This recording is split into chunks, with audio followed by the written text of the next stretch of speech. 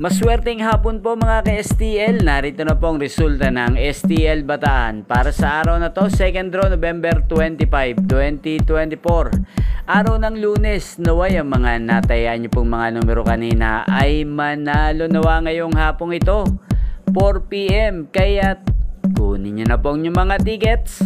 Narito na po ang resulta.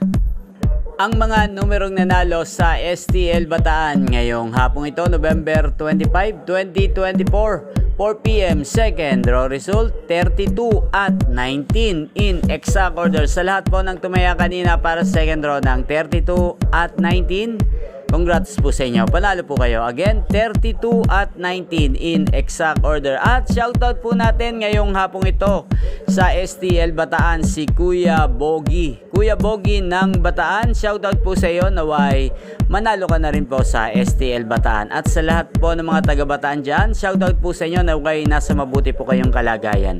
Inyo pong napanood ang resulta ng STL Bataan sa channel na to, Roderick Hernandez TV. Maraming salamat po sa patuloy niyo pong panonood at pagsuporta sa aking channel.